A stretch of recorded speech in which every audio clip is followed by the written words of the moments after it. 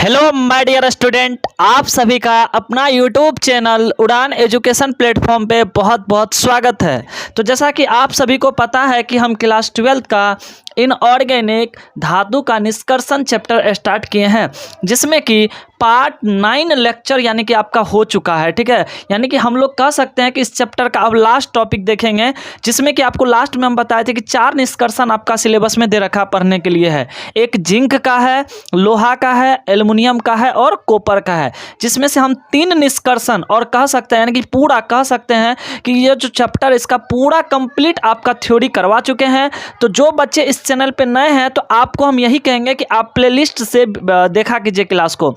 तो आप प्लेलिस्ट में जाइए, वहाँ पे टोटल पार्ट 1, पार्ट 2, पार्ट 3 करके सभी वीडियो दिया है। तो आप शुरू से वहाँ पे टोटल वीडियोस देख करके अच्छे से नोट्स बना सकते हैं और आप बेहतर नंबर अपने एग्जाम में ला सकते हैं, क्योंकि हम पूरा बेसिक से कंसेप्ट को क्लियर किए हुए हैं इस चैप्टर का। तो आज हम इस चैप्टर का लास्ट टॉपिक देखेंगे, ठीक है, जो कि कॉपर का निष्कर्षण। तो 4 निष्कर्षण था, जिसमें से हम 3 निष्कर्षण करवा दिए हैं, मात्र एक निष्कर्षण बचा है और वो है आपका कॉपर का निष्कर्षण बचा है। ठीक है, ये थोड़ा सा लंबा होता है कॉपर का निष्कर्षण, लेकिन फिर भी हम इस वीडियो में कोशिश करेंगे आपको कि जितना हो सके यथा संभव सरलता तरीका से समझाने का। ठीक है, क्योंकि कॉपर का निष्कर्षण थोड़ा सा लंबा है, लेकिन फिर भी कोई दिक्कत नहीं है। आप शुरू से लेकर लास्ट तक इस वीडियो में बने रहिए, आपको 100% समझ में आ जाएगा। ठीक है, लेकिन उससे पहले जो बच्चे नए इस चैनल पर आए हैं तो प्लीज़ चैनल को सब्सक्राइब कर दीजिए, वीडियो को लाइक कर दीजिए और बेल आइकन का घंटी उसे दबा दीजिए, ताकि कोई भी वीडियो डाले तो उसका नोटिफिकेशन आप तक मिलता रहे और अपना बेहतर तैयारी कर सकते हैं। लेकिन कॉपर का निष्कर्षण पढ़ाने से पहले आइए हम बताते हैं कि ये कितना इंपॉर्टेंट टॉपिक है आपके एग्जाम के लिए। ठीक है, जैसा कि आप सभी के पास क्वेश्चन बैंक होगा, तो आप क्वेश्चन बैंक को वहां से देख सकते हैं कि क्वेश्चन बैंक में कि कौन कौन सा साल यह पूछा हुआ क्वेश्चन है। तो आइए देखते हैं, ये गोल्डन का क्वेश्चन बैंक है। ठीक है, तो यहाँ देखिए सबसे पहले कि इस एग्जाम में कब पूछा गया है क्वेश्चन, यहाँ से कब आया है क्वेश्चन। तो देखिए ये हम क्वेश्चन उल्टा रखे हैं 2018 का क्वेश्चन। ठीक है, और 2018 का क्वेश्चन में देखिए यहाँ पे आपका पूछ रखा है, हाँ, कॉपर के मुख्य अयस्क क्या है और कॉपर पाराइड से कॉपर का निष्कर्षण कैसे किया जाता है। 5 नंबर आपका क्वेश्चन है, यानी कि कह सकते हैं कि ये सॉलिड 2018 में पूछा है, इधर नहीं पूछा है, तो कह सकते हैं कि आपके लिए इंपॉर्टेंट है। और आइए दिखाते हैं आपको, एक साल और पूछा है। देखिए 2014 में एक क्वेश्चन आया है और 2014 में क्या है क्वेश्चन वो देखिए, कह रहा है कॉपर के मुख्य अयस्कों के नाम लिखिए। तो कई बार अयस्क का भी नाम आ जाता है लिखने के लिए, कह सकते हैं कि कॉपर का निष्कर्षण भी कई बार पूछता है। ठीक है, और यह आपका एग्जाम की दृष्टि से काफी ज्यादा इंपॉर्टेंट क्वेश्चन है। तो अगर आप इस वीडियो में शुरू से लास्ट तक बने रहते हैं तो आपका 5 नंबर कहीं नहीं जाएगा। बच्चा 1 नंबर के लिए फाइल भी करता है और सोचिए जिसको 299 आ जाए तो फर्स्ट से भी पिछड़ जाता है। तो 5 नंबर बहुत ही ज्यादा मायने रखता है। तो अगर आप चाहते हैं कि 5 नंबर आपका हो तो आइए हम स्टार्ट करते, ज़्यादा समय ना लेते हुए। तो चलिए पहला टॉपिक है मेरा, ठीक है, कॉपर। कॉपर को ही आपको पता है कि तांबा भी बोला जाता है। ठीक है, तो कॉपर के प्रमुख अयस्क के नाम एवं सूत्रों को लिखिए। तो आपको बताना है पहले ये लिखना। तो उससे पहले हम ये समझेंगे कि कॉपर का परमाणु संख्या कितना होता है। तो आप सभी स्टूडेंट को पता होना चाहिए कॉपर का परमाणु संख्या होता है 29 और इसका जो द्रव्यमान होता है वो 63.5 होता है। ठीक है, अगर हम बात करें इलेक्ट्रॉनिक विन्यास का तो आपको पता है कि 29 होता है, तो उस अकॉर्डिंग आप इसका इलेक्ट्रॉनिक विन्यास कर सकते हैं। ठीक है, चलिए अब हम बात करते हैं इसका कि सर इसके प्रमुख अयस्क कौन कौन सा है। तो यही आपका इंपॉर्टेंट है और प्रमुख अयस्क ही आपको लिखना है। ठीक है, और यहाँ से भी आपका प्रमुख अयस्क से क्वेश्चन आ जाता है, पूछ देगा कि इसका प्रमुख अयस्क का नाम बताइए। तो आपको प्रमुख अयस्क का नाम बताना है, क्या क्या होगा। तो जैसा कि देख सकते हैं आप सभी स्टूडेंट, पहला याद रखिएगा इसका जो इंपॉर्टेंट अयस्क है उसका नाम रखिएगा कॉपर ग्लांस। क्या याद रखना है, कॉपर ग्लांस, जिसको चेल्कोसाइट के नाम से जाना जाता है। ठीक है, लेकिन उससे पहले कॉपर पाराइड्स याद रखिएगा। क्या याद रखना है, कॉपर पाराइड्स। तो पहले देखिए कॉपर का जो प्रमुख अयस्क है उसका हम नाम यहाँ पे लिख रखे हैं और उसका सूत्र भी लिख रखे हैं। तो आप सभी इसको कॉपी पे नोट करके याद कर लीजिएगा। फिलहाल समझ लेते हैं इसको। आइए, पहला होता है कॉपर पाराइड्स। क्या होता है, कॉपर पाराइड्स, जिसका सूत्र होता है CuFeS2। कोई दिक्कत, CuFeS2। नेक्स्ट देखेंगे कॉपर ग्लांस। कॉपर ग्लांस को ही कहा जाता है चेल्कोसाइट, जिसका सूत्र होता है Cu2S। ये भी सल्फाइड है इसका, ये भी सल्फाइड है इसका, क्योंकि दोनों के अंदर सल्फर है। चलिए नेक्स्ट हम देखते हैं मेलेकाइट। क्या होता है, मेलेकाइट, जिसका सूत्र होता है CuCO3 × CuOH का होल 2। नेक्स्ट देखेंगे एजुराइट। एजुराइट का सूत्र होता है 2Cu CO3 इंटू CuOH का होल 2। और नेक्स्ट हम देखेंगे क्यूपराइट, जिसको हम रूबिक कॉपर के नाम से जानते हैं, जिसका सूत्र होता है Cu2O। तो इतना ये प्रमुख अयस्क है, ठीक है। अब बात करते हैं कि सर इसमें से कॉपर का जो निष्कर्षण करेंगे किस अयस्क से, तो याद रखिएगा कॉपर का निष्कर्षण हम मेनली जो ज़्यादातर करते हैं वो कॉपर पाराइड से, बट कॉपर पाराइड से कॉपर का निष्कर्षण थोड़ा सा कठिन होता है।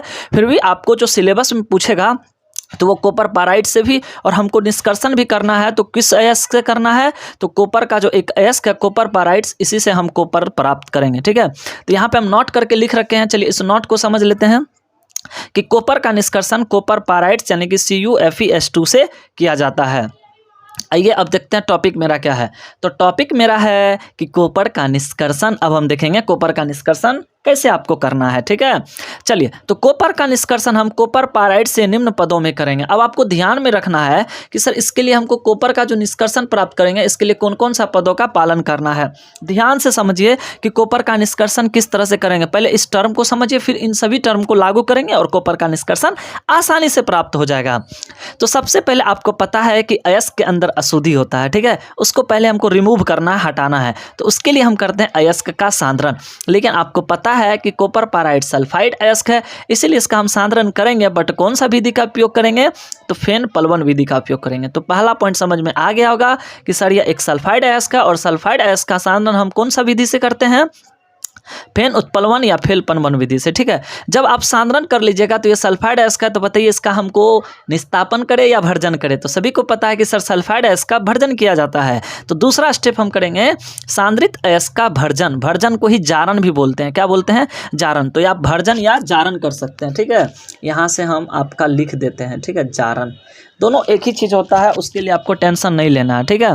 चलिए नेक्स्ट तीसरा चीज़ हम इसका करेंगे प्रगलन। क्या करना है इसका, प्रगलन। जब आप भर्जन कर दीजिएगा तो भर्जन के दौरान क्या होता है, तो जितना भी अशुद्धि होता है वो आपका ऑक्साइड बनके डिलीट हो जाएगा, उड़ जाएगा। उसके बाद हमको करना होता है प्रगलन। प्रगलन हम क्यों करते हैं, तो बेसिकली प्रगलन हम इसलिए करते हैं क्योंकि हमको करना होता है अवकरण, यानी कि धातु के ऑक्साइड से ऑक्सीजन को हटाना होता है। और दूसरा अगलनीय अशुद्धियाँ जो होता है उसको हम प्रगलन विधि से ही रिमूव करते हैं, हटाते हैं। नेक्स्ट, जब आप प्रगलन कर दीजिएगा तो यहाँ पे एक चौथा स्टेप जो कि अभी तक आप किसी का भी निष्कर्षण में नहीं देखे होंगे, इसमें आपको करना होगा बेसेमरीकरण, ठीक है। ये आपको करना होगा। अब बोलिए कि सर ऐसा क्यों करते हैं, क्योंकि प्रगलन के द्वारा जो हमको धातु प्राप्त होगा, कॉपर प्राप्त होगा, वो 50% ही शुद्ध होता है, 50% अशुद्धि होता है। यानी कि कॉपर का जो हम यहाँ से प्रगलन करेंगे उसका अयस्क का 50% शुद्ध होता है, 50% उसके अंदर अशुद्धि रहता है। इसीलिए हम उसका चौथा स्टेप करते हैं बेसेमीकरण। जब हम आपको एक्सप्लेन करेंगे तो बताएंगे कि इस विधि से हम कैसे करेंगे, और उसको हम वहाँ पे समझा देंगे। डोंट वेरी, टेंशन नहीं लीजिए आप लोग। अब पांचवा स्टेप देखिए, ये जो बेसेमरीकरण करेंगे इससे जो कॉपर प्राप्त होता है उसको हम कहते हैं फफोलेदार कॉपर। क्या कहते हैं, फफोलेदार। यानी कि इससे जो है, इससे जो प्राप्त होता है कॉपर उसको कहते हैं फफोलेदार कॉपर। और फफोलेदार कॉपर का उसके बाद हम कर देंगे क्या चीज़, तो शोधन। और शोधन का दो विधि से हम करेंगे शोधन। इसको या तो पोलिंग विधि का यूज कर दीजिए या तो विद्युत अपघटनी विधि का यूज कर दीजिए। बट हम दोनों विधि को यहाँ पे पढ़ेंगे कि किस तरह से कॉपर का शोधन हम पोलिंग विधि से करेंगे और विद्युत अपघटनी विधि से करेंगे। तो इस प्रकार से आपका इतना स्टेप था, इन स्टेप का पालन करना है तो हमको कॉपर, शुद्ध कॉपर प्राप्त हो जाएगा।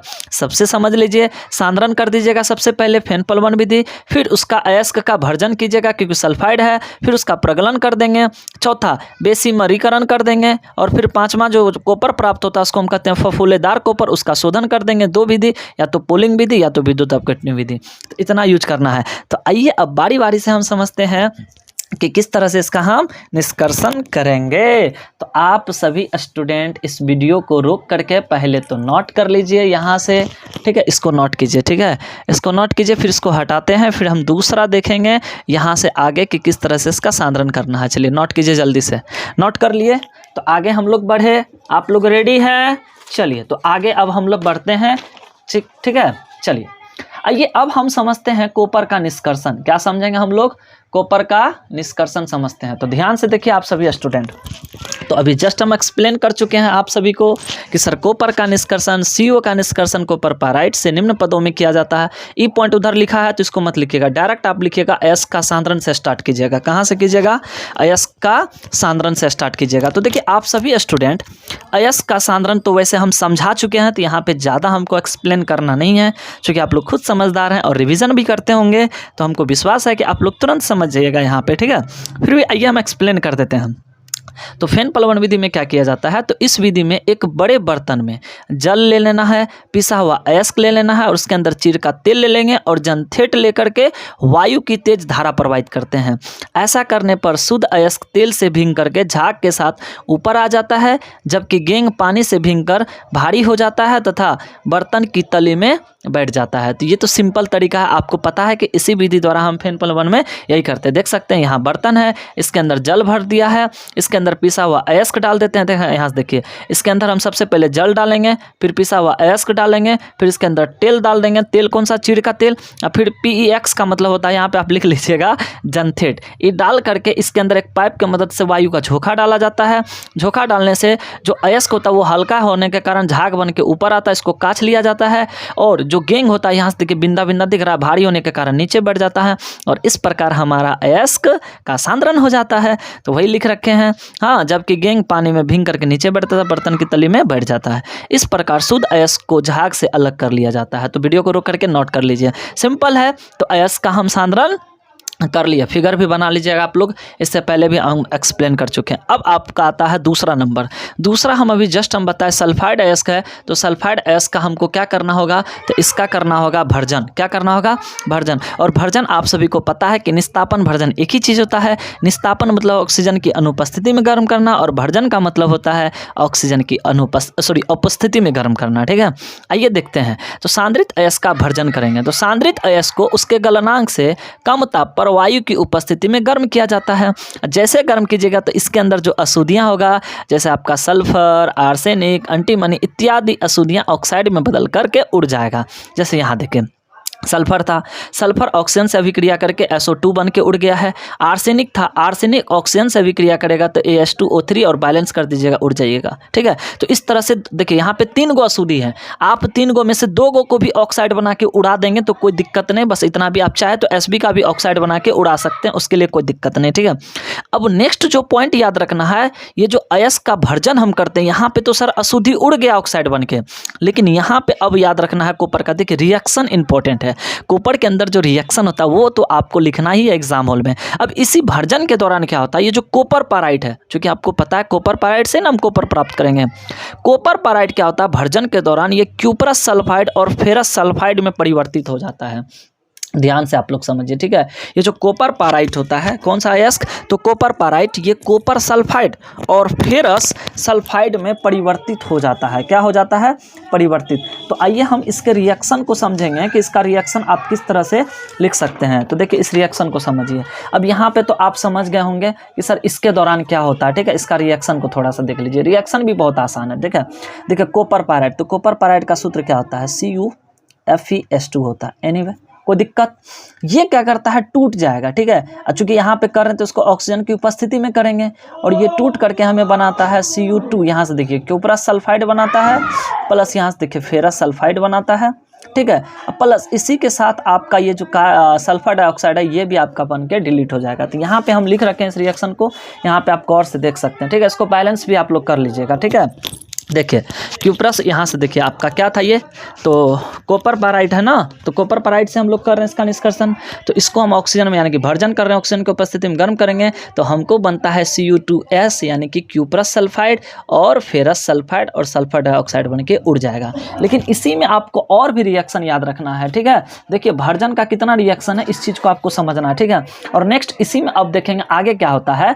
तो अब क्यूपरस सल्फाइड, ठीक है, तथा फेरस सल्फाइड, ये जो आपको बना है ध्यान से देखिए, ठीक है। इससे आगे ई नोट कीजिएगा, तब इससे आगे आपको लिखना है कि सर क्यूप्रस सल्फाइड तथा फेरस सल्फाइड का कुछ अंश, पूरा नहीं, कुछ अंश जो है उसका ऑक्साइड में बदल जाता है। यहाँ से देखिए क्यूप्रस सल्फाइड और फेरस सल्फाइड का कुछ अंश किस में बदल जाएगा, ऑक्साइड में। जैसे यहाँ से देखिए क्यूप्रस सल्फाइड था, ये ऑक्सीजन से अभिक्रिया किया तो ये भी आपका किस में, ऑक्साइड में बदल गया। और FeX था यानी कि फेरस सल्फाइड था तो ये भी आपका किस में बदल गया, तो फेरस ऑक्साइड में बदल गया। तो इतना 5 रिएक्शन आपको यानी कि भर्जन के दौरान याद रखना। इसके बाद हम करेंगे प्रगलन। तो आपको याद रखना है भर्जन में कौन कौन सा रिएक्शन याद रखिएगा, तो आपको लिखना कहाँ से है, चलिए आइए हम आपको एक बार फिर से समझाते हैं कि आपको किस तरह से लिखना है, ठीक है। क्योंकि ये आप जब तक नहीं समझिएगा तो फिर आपको दिक्कत होगा, ये समझना बहुत ज़रूरी होता है आपको, ठीक है। चलिए एक बार हम फिर से बता दें, क्या रिएक्शन अगर समझ जाइएगा तो ठीक है। चलिए यहाँ से देख लीजिए आपको क्या करना है।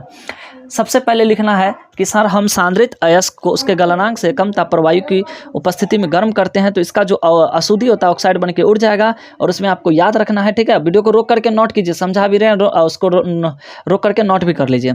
इसमें याद रखिएगा, ये तो आसान है रिएक्शन याद रखना। नेक्स्ट इसी में रिएक्शन याद रखना है कि सर कॉपर पाराइट जो होता है वो क्यूप्रस सल्फाइड और फेरस सल्फाइड में परिवर्तित हो जाता है, ठीक है। इसको लिखिए, वीडियो को रोक करके इसको नोट कीजिए। अब इसका रिएक्शन यहाँ से आप लोग उतार लीजिए, ठीक है। इसको नोट किए, चलिए अब इसका रिएक्शन यहाँ से उतार लीजिए, ठीक है। यहाँ से देखिए, ये आपका जो था, यहाँ से देखिए कॉपर पाराइट्स था, ऑक्सीजन की उपस्थिति में भर्जन किए तो क्यूप्रस सल्फाइड और फेरस सल्फाइड।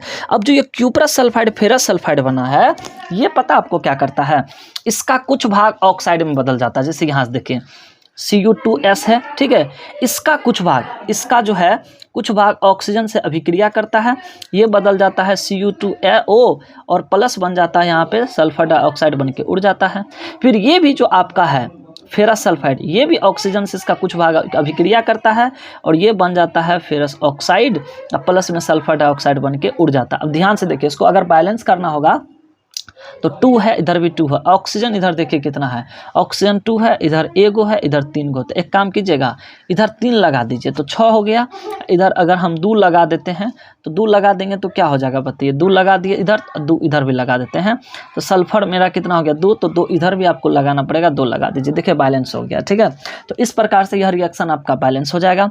इसको देखिए, यानी कि आपको याद रखना है कि सर कॉपर पाराइट्स जो भर्जन के दौरान, ठीक है, ये टूट जाता है क्यूप्रस सल्फाइड और फेरस सल्फाइड, और उसके बाद क्या होता है, तो कुछ क्यूप्रस सल्फाइड और फेरस सल्फाइड उसका जो होता है ना ऑक्साइड में बदल जाता है, ठीक है। और ये आपको रिएक्शन लिख देना है, ठीक है। उसी प्रकार ये जो अब फेरस सल्फाइड है, ये भी ऑक्सीजन से अभिक्रिया करके यहाँ से देखिए फेरस ऑक्साइड बना लेता है। अब इसको बैलेंस करने के लिए यहाँ देखेंगे सर ऑक्सीजन 3 है, यहाँ 2 है, तो इसको 6 बनाइए, ठीक है। इसका रूल है 6 बना दिए तो सर अब एक काम करते हैं, यहाँ पे आप 2 लगा दीजिए और यहाँ पे भी 2 लगा दीजिए, 6 हो गया।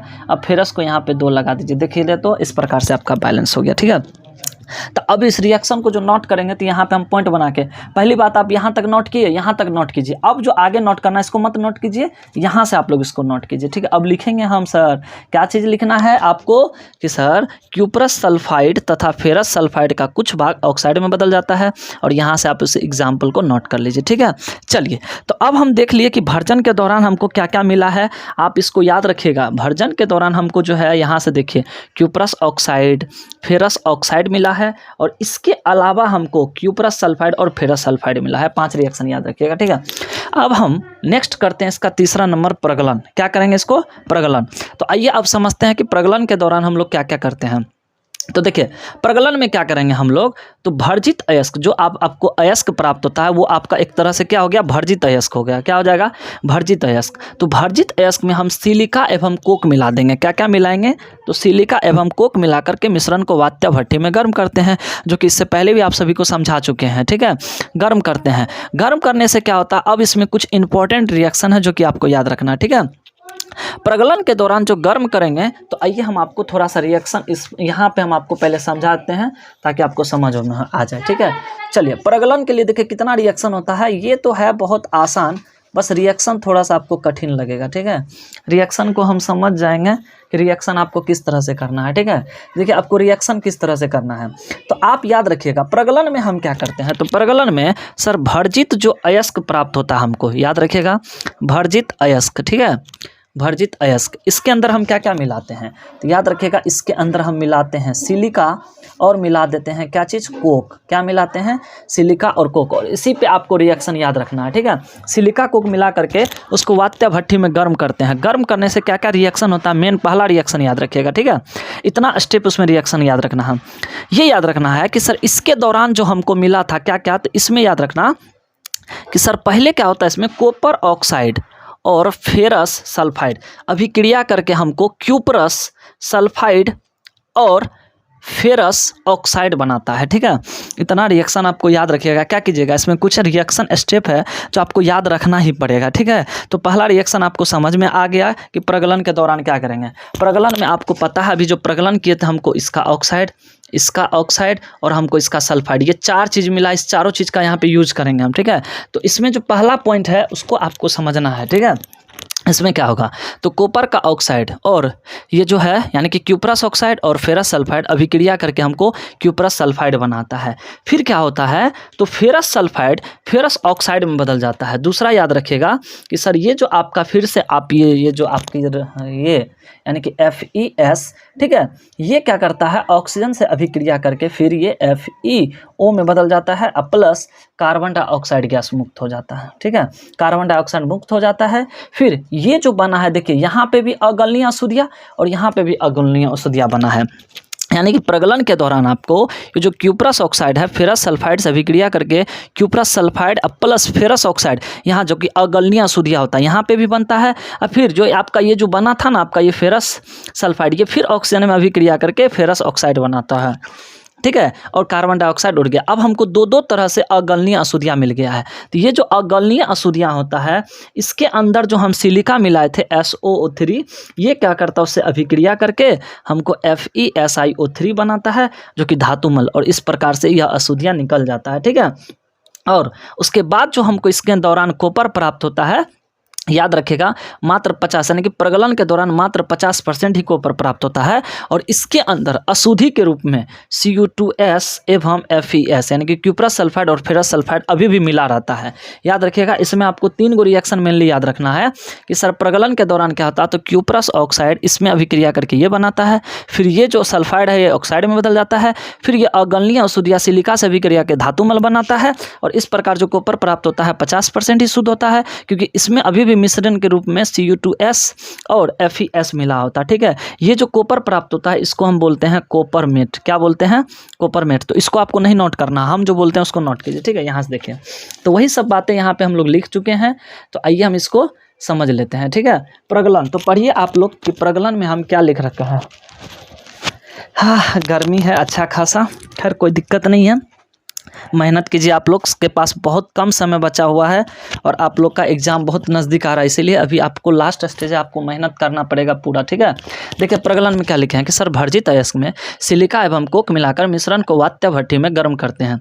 गर्म करने से पहला पॉइंट याद रखिएगा, इसमें रिएक्शन 3 कि sir cuprous oxide ferrous sulphide से क्रिया करके क्यूपरस सल्फाइड बनाता है। देखिए यहाँ से क्यूपरस ऑक्साइड फेरस सल्फाइड से भी क्रिया करके क्या बनाया है, क्यूपरस सल्फाइड बनाता है। फिर क्या होता है, तो फिर ये जो FeS है ये ऑक्साइड में बदल जाएगा। देखिए फेरस सल्फाइड, हाँ फेरस ऑक्साइड में बदल जाता है, ये इससे भी क्रिया करके ये बन गया है। इसमें भी अगलनीय अशुद्धियाँ FeO मिला और इसमें भी अगलनीय अशुद्धियाँ FeO मिला। अब इसको अगलनीय अशुद्धियाँ को हमको गलाना है, तो इसके लिए हम जो सिलिका मिलाए थे वो रिएक्शन कर देंगे। तो अब लिखेंगे सर ये जो फेरस ऑक्साइड है, फेरस ऑक्साइड सिलिका से क्रिया करके धातुमल में बदल जाता है। देखिए FeO अगलनीय अशुद्धियाँ होता है, इसमें जो हम सिलिका डाले थे वो गालक का काम करेगा और यह एक प्रकार का अम्लीय गालक होता है। याद रखिएगा SiO2 अम्लीय गालक होता है। तो ये अगलनीय अशुद्धियाँ से यह गालक अभिक्रिया करके FeSiO3 बनाएगा जो कि धातुमल होता है, और इस प्रकार से इसका गलनांक कम होगा और यह पिघल जाएगा अगलनीय। अब याद रखिएगा, ठीक है, इसको पहले नोट कर लीजिए, ठीक है। थोड़ा सा और ऊपर कर देते चूंकि ऊपर वाला रिएक्शन आप लोग लिखे हैं, ठीक है। अब यहाँ पे आपको क्या याद रखना है कि सर अब जो इसमें कॉपर बनेगा, तो याद रखना है कि सर भट्ठी के तल में अब कच्ची धातु यानी कि कॉपर जमा हो जाता है, ठीक है। अब याद रखिएगा प्रगलन के दौरान भट्ठी के तल में हमको कच्ची धातु जिसको हम कॉपरमेट के नाम से जानते हैं एकत्रित यानी कि जमा हो जाता है, जिसमें अभी भी Cu2S एवं FeS यानी कि क्यूप्रस सल्फाइड और फेरस सल्फाइड का गलित मिश्रण होता है, इसके अंदर मिला होता है। और इसमें जो कॉपर होता है वो 50% होता है, यानी कि इससे जो कॉपर प्राप्त हुआ कितना 50%। अभी भी हमको 50% कॉपर बाकी, यानी कि 50% कॉपर प्राप्त हुआ। इसीलिए हम इसका चौथा स्टेप करेंगे जिसमें हम पूरा इसको शुद्ध करेंगे, ठीक है। और चौथा स्टेप हम करेंगे बेसिमरीकरण, ठीक है। तो इसको आप लोग नोट कर लीजिए वीडियो को रोक करके। अब हम नेक्स्ट देखेंगे, ठीक है। इसको लीजिए, नोट कीजिए पहले, ठीक है। इसको नोट कीजिए। तो तब तक हम थोड़ा सा पानी पीते हैं।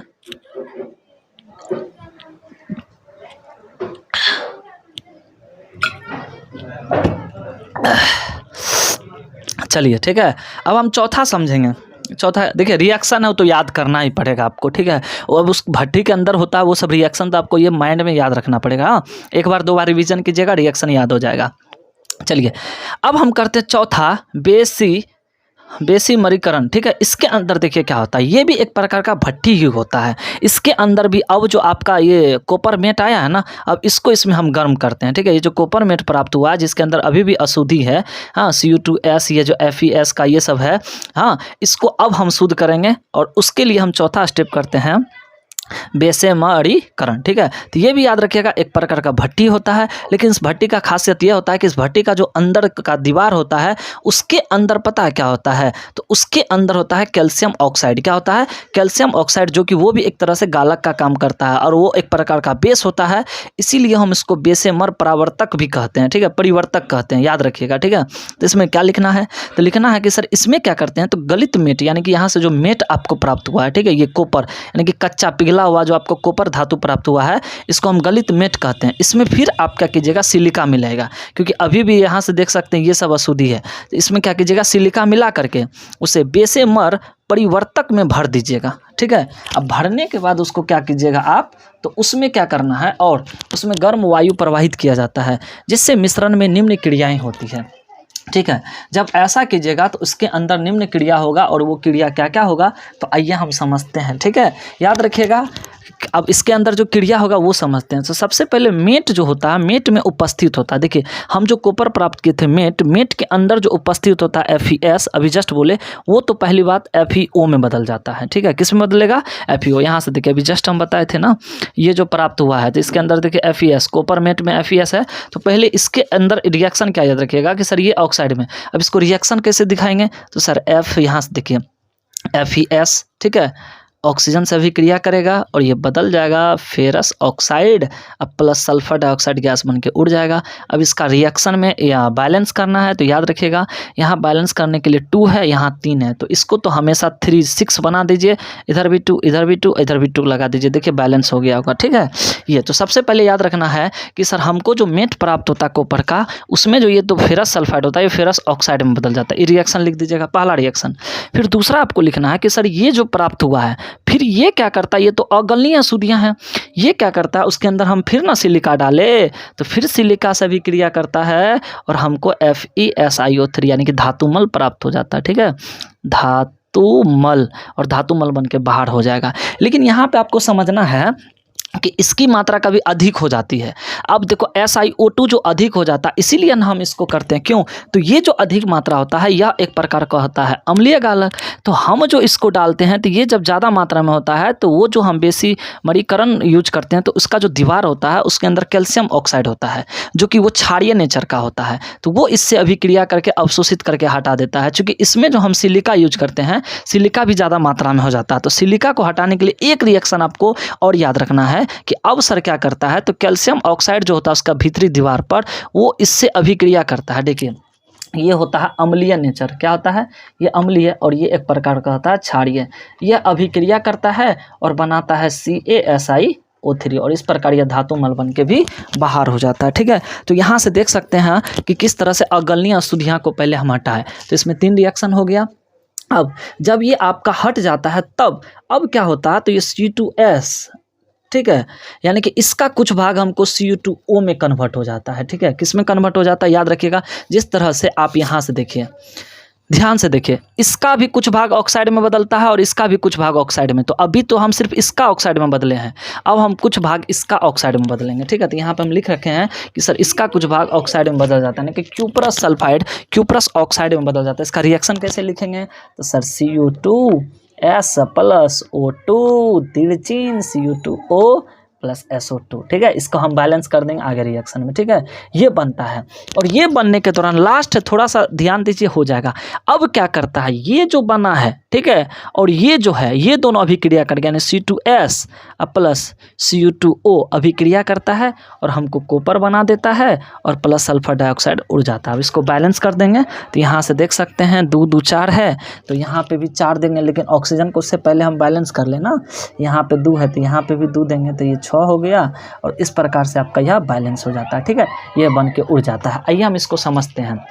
तो आप एक काम कीजिए, ठीक है, अगर आप इतना लिखे हैं, अब इसको हम फिर से एक बार समझाते हैं। याद रखिएगा कि सर इसमें क्या किया जाता है। देखो यहाँ से आपको जो प्रगलन किए, प्रगलन के दौरान जो आपको कच्चा धातु मिला है कॉपर, उसको हम कॉपरमेट कहते हैं। उसके अंदर अब जो पाया जाता है वो Cu2S प्लस FeS होता है, ठीक है, यानी कि फेरस सल्फाइड और फेरस क्यूप्रस सल्फाइड और फेरस सल्फाइड होता है, ठीक है। गलित मिश्रण इसका प्राप्त होता है और इसमें हमको 50% ही कॉपर मिलता है। इसीलिए अब हम चौथा स्टेप करते हैं, बेसेमरीकरण। तो इसके अंदर हम क्या करते हैं, तो गलित मेट में सिलिका मिला करके बेसेमर परिवर्तक में भर दिया जाता है और भरने के दौरान हम यहाँ से देखिए क्या करेंगे, ठीक है, और उसमें गर्म वायु प्रवाहित किया जाता है जिससे मिश्रण में निम्न अभिक्रिया होता है। इस रिएक्शन को यहाँ से मत नोट कीजिए या यहाँ से लीजिए। अब इस रिएक्शन को यहाँ से आप लोग नोट कीजिए, ठीक है, उसको नोट किए। अब रिएक्शन को यहाँ से आप लोग नोट कीजिए। तो इसमें पहले लिखेगा सर मेट में उपस्थित ये जो फेरस सल्फाइड होता है ये फेरस ऑक्साइड में बदल जाता है। इसका रिएक्शन देख लीजिए, FeSO2 यहाँ से FeO बन गया और यहाँ से सल्फर डाइऑक्साइड उड़ जाएगा। फिर क्या होगा, ये जो अगलनीय अशुद्धियाँ हैं इससे सिलिका क्रिया करके धातुमल बनाता है, FeO यहाँ से ये अभिक्रिया करता है तो FeSiO3 बनाता है।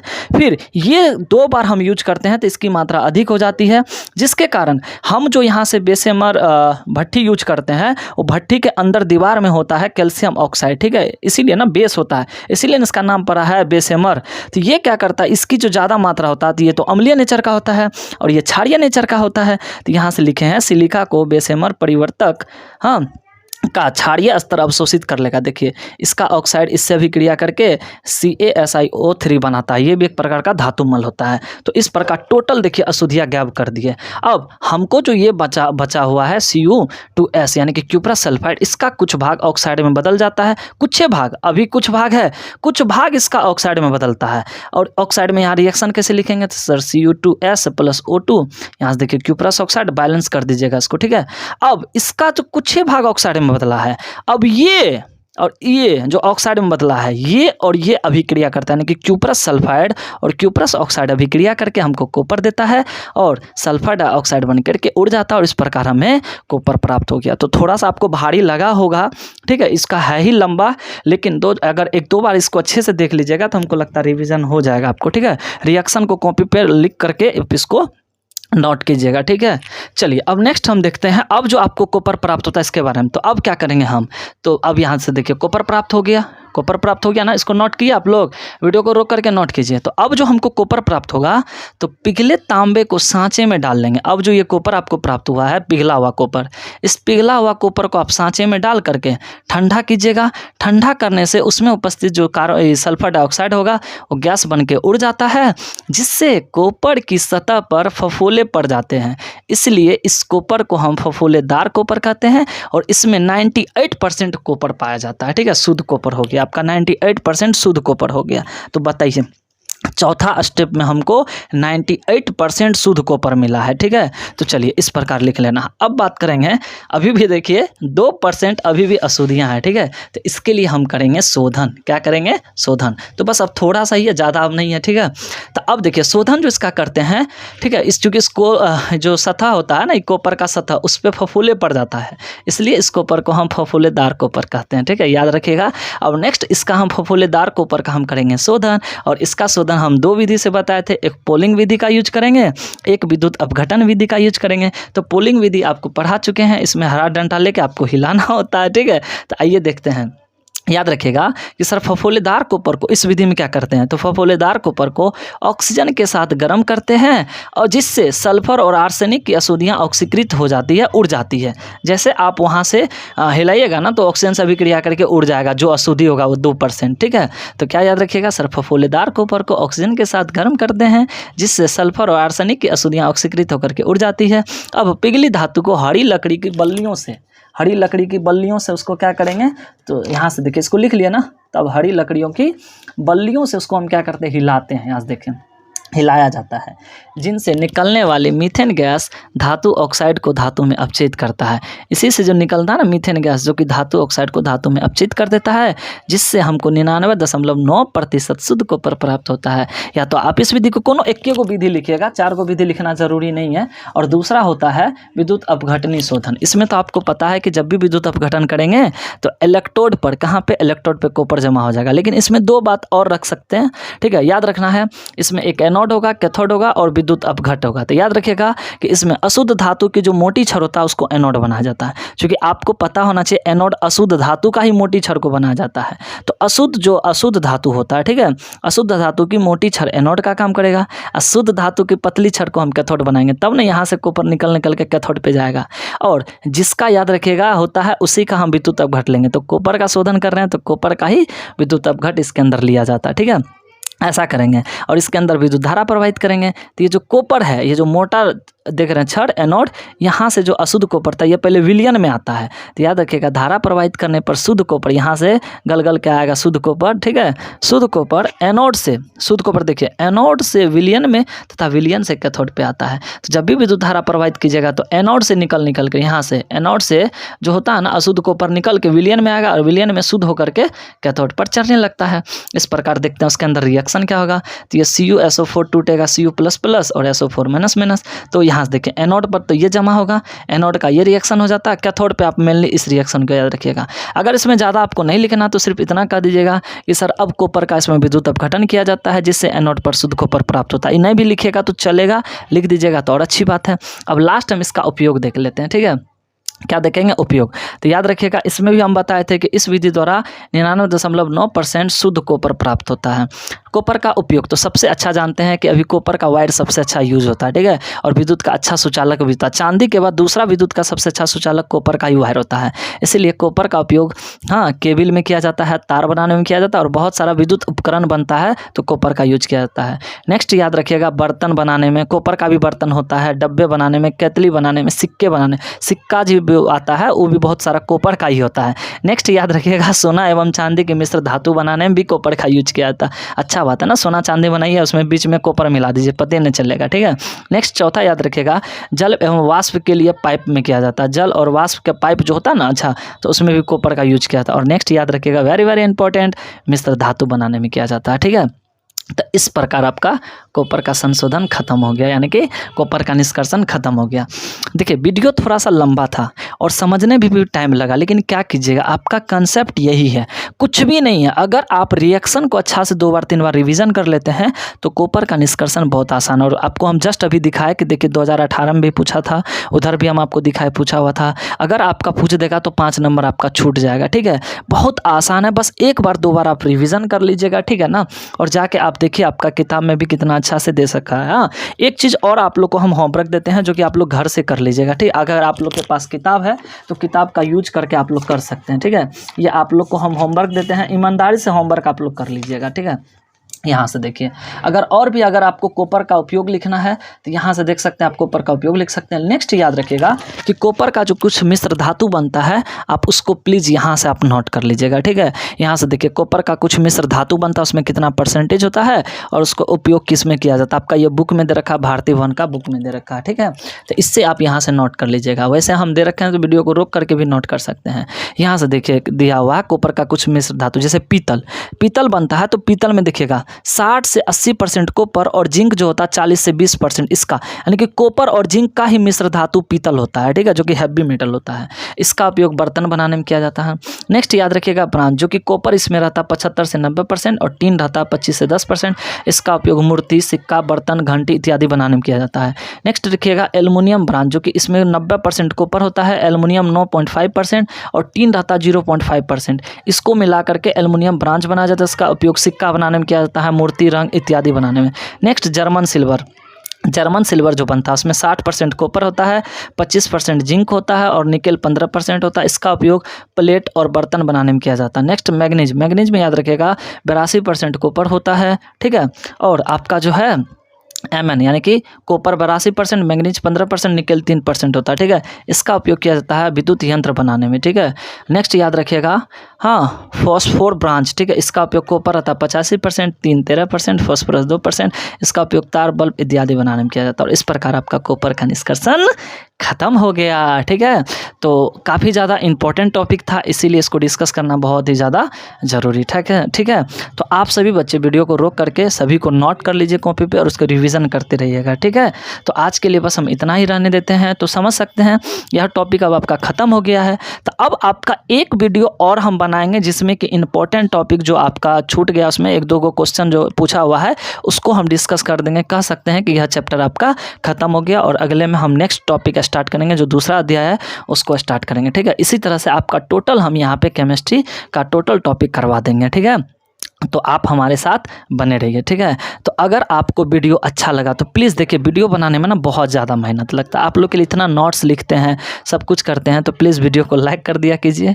और जो बच्चे चैनल को अभी तक सब्सक्राइब नहीं किए हैं सब्सक्राइब कर लीजिए, बेल आइकन का घंटी उसे दबा दीजिए, ठीक है, ताकि हम कोई भी वीडियो डालें तो उसका नोटिफिकेशन आप तक पहुँचता रहे, ठीक है। और थोड़ा सा दोस्तों में भी शेयर कर दिया कीजिए, ठीक है। आपका क्या जाएगा अगर दोस्त को शेयर कर दीजिएगा तो, ठीक है। तो प्लीज़ थोड़ा बहुत दोस्तों को भी शेयर कर दीजिए ताकि उसका भी भलाई हो जाए, ठीक है ना।